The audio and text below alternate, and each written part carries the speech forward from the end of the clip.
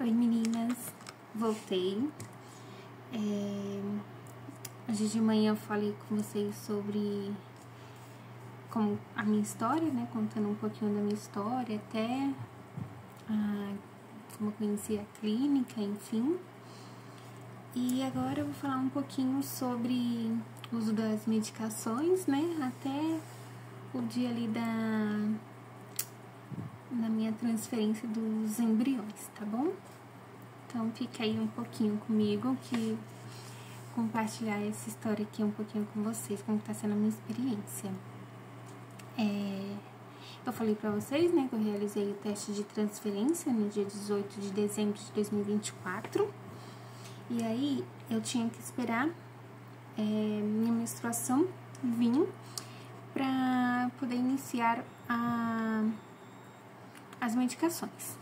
Só que a minha menstruação veio no Natal. Aí eu falei, bom, não vai dar pra eu iniciar agora, porque a gente tinha uma viagem marcada e corria o risco do dia de ter que ir na clínica pra fazer a ultrassom. A gente tá viajando, né, porque a gente já tá de férias. Então a gente optou por segurar mais um pouquinho e fazer no próximo ciclo, que aí seria em janeiro. Então, em janeiro, a minha menstruação veio no dia 23. E aí eu iniciei a medicação no dia 24, tá? Então, no dia 24 eu comecei a tomar o Gonal, né? Que é aquelas canetas aplicadoras, assim, de injeção. Elas parecem aquelas canetas de insulina. A agulha é bem fininha mesmo. Só que é horrível, gente. É horrível tomar injeção, sabe? Na barriga. Eu não gosto de injeção, então quando já tava assim no 6º dia, eu já tava tão agoniada, eu já falava assim pro meu marido, eu não aguento mais essas injeções. Mas enfim, a gente tem que aguentar o processo, né? E aí eu comecei a tomar no dia 24 a Gonal e ela foi até o dia 31. Então eu fiquei tomando a Gonal durante 8 dias, tá? Esse foi o meu período ali que eu precisei estar tomando ele. Tem gente que vai mais, tem gente que vai menos, mas a média é de 6 a 12, se eu não me engano. Tanto é que ainda sobrou 200 ml. Eu não sei se é ml, gente, nem sei se eu falei certo, mas sobrou ali um pouquinho. Porque como é que funciona? Eu compro a Gonal, a caneta, ela vem com 300. E aí eu tenho que utilizar 200. Então, meu primeiro dia, 200, aí sobra 100. No outro dia, outra caneta, 200, sobra mais 100. E no terceiro dia, eu tomo as duas. Então, pensa, são 2 agulhadas. E aí, na segunda-feira, isso eu comecei a tomar na sexta, né, o Gonal. Quando foi na segunda-feira, foi a minha primeira ultrassom, para ver o desenvolvimento dos meus folículos. Então, eu fiquei indo na segunda, quarta e na sexta, pra ver, né, como é que eles estavam sendo, como é que tava o andamento deles, se estavam ficando grandinhos, como é que já tava. E aí, na segunda-feira, o mestre já falou assim, olha, já vamos começar a tomar o Cetrotide, tá? Pra ele não... Eu não entendo, gente, mas enfim, acho que não sair, eu não soltar. Enfim, eu não sei o nome certo, mas aí, tipo assim, Cetrotide é pra segurar, sabe? Pra ele não amadurecer muito rápido. Então, porque ele já tava um pouquinho grande até, e aí eu peguei e já comecei a tomar no dia seguinte. Então, na terça-feira, eu tomei o Cetrotide. Aí ficou uma agulha da Gonal e uma da Cetrotide. E aí no dia seguinte, uma agulha da Gonal, uma agulha da Cetrotide. E no outro dia, Gonal e Cetrotide. Então é muita agulhada, sabe? Um dia só, é agoniante. E aí no sábado, eu tomei a minha última agulhada, que é o Ovidrel, né? Que é pra ele soltar. Então, eu tomei o Ovidrel E no domingo, a partir das 10 horas da noite, eu precisava fazer jejum absoluto. Sem água, sem nada, né? Que a gente não podia tomar nem nada. Foi bem difícil, porque tá muito calor aqui em São Paulo. E eu durmo, gente, tá até aqui do meu lado. Eu durmo com essa garrafa de 2 litros do lado da minha cama. Eu fico com muita sede no período da noite. E aí eu tive que tirar ela. Falei até pro meu marido, leva essa garrafa daqui, porque senão daqui a pouco eu vou ficar com vontade de tomar água. Aí eu tive que com ele, eu vou até dormir cedo pra não correr esse risco. E aí, afinal das contas, eu não dormi cedo, né? Porque a gente acaba ficando um pouquinho ansiosa. Mas eu não tomei água, fiquei com muita sede. Nossa, que agonia. Que, né, é muito ruim você não tomar água, você gosta muito e ter que ficar ali segurando até, né, após a pulsão. Então, quando foi na segunda-feira, tava agendada a minha pulsão para fazer às 7 horas da manhã, né? Então, a gente tinha que chegar lá às 6 horas da manhã para abrir ficha, para fazer alguns preparativos. Mas foi super tranquilo, tá, gente?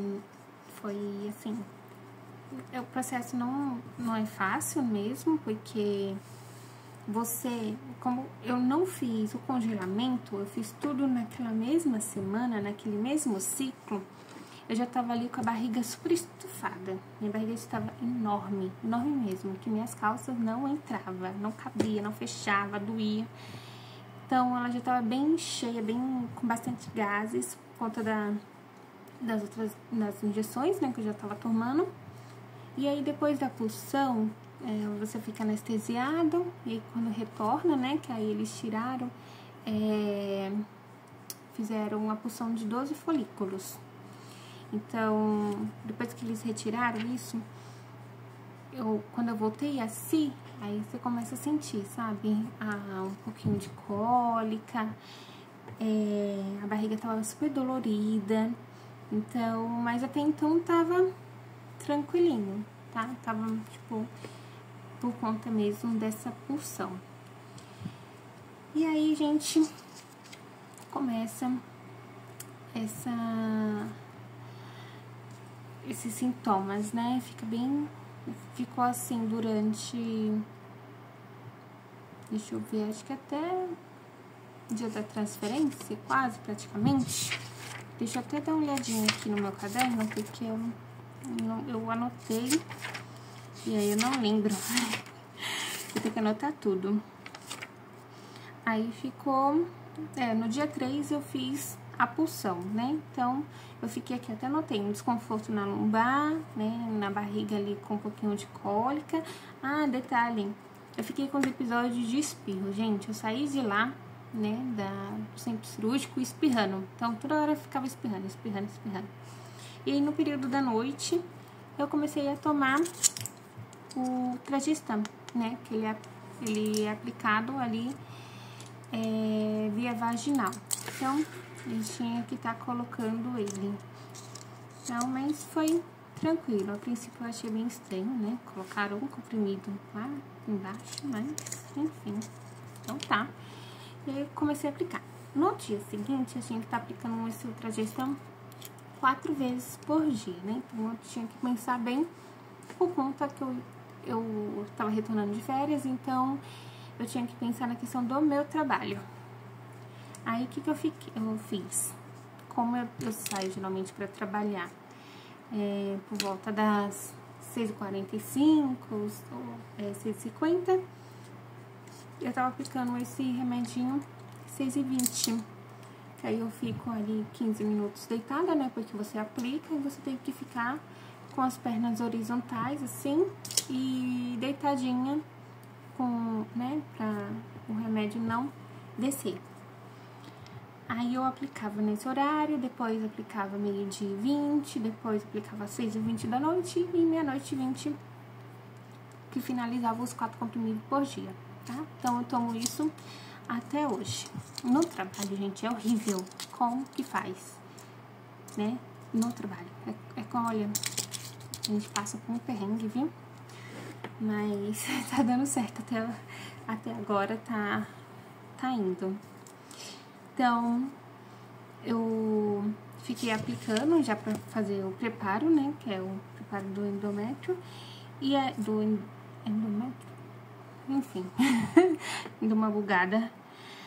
Aí eu fico, durante essa semana, né, que eu fiz segunda, eu fico aguardando a ligação da embriologista, né? Pra saber como é que tá sendo o desenvolvimento dos folículos, se eles estão indo bem, né? E nesse mesmo dia da pulsão, foi quando meu marido também faz a coleta do espermograma, pra eles fazerem ali aquela junção, né?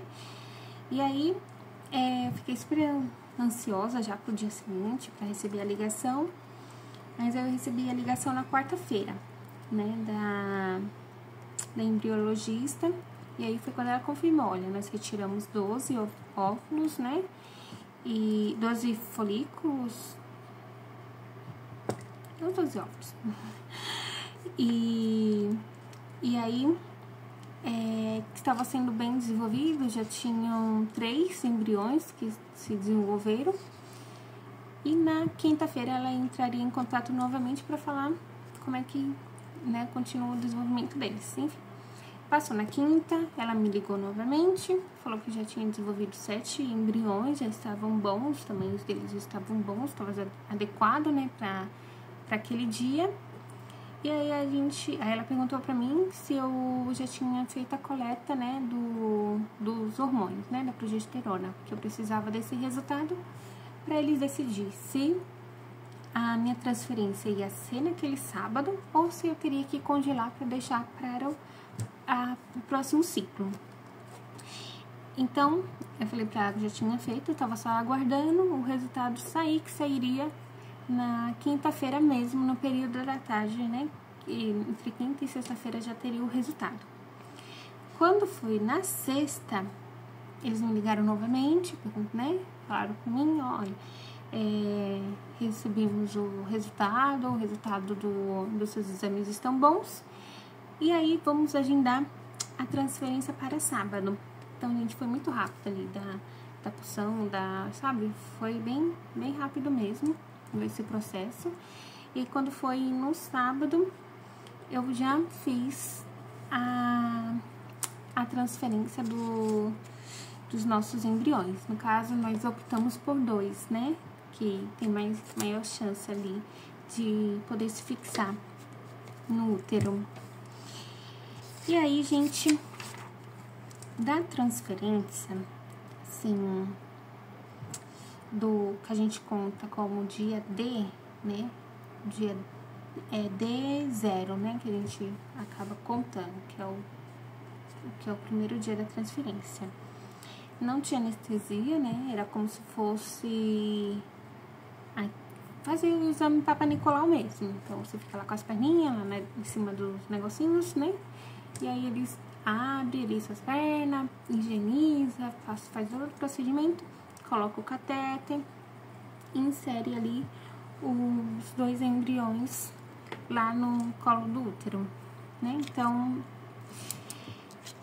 é bastante incômodo, você tem bastante incômodo ali nesse processo, né? Pelo menos eu sou muito sensível, então eu sinto bastante. E aí, depois disso, você fica ali aguardando, você leva o remédio, né, o estrogênio, que ele mesmo aplica, e aí você fica em repouso, né, você fica ali esse dia tranquilo, sem muito movimentar, e no dia seguinte você tá mais tranquilo, mas você tem que ficar ali pelo menos um período de 10 dias tranquilinha, né, pra não correr nenhum tipo de risco. O que é um pouquinho complicado pra mim, já que eu trabalho numa correria danada. Mas é isso até o dia da minha transferência dos meus embriõezinhos. E aí, no próximo vídeo, eu vou falar pra vocês quais foram os meus sintomas, né, que eu tive e os sintomas que eu ainda estou tendo com esse processo, tá bom?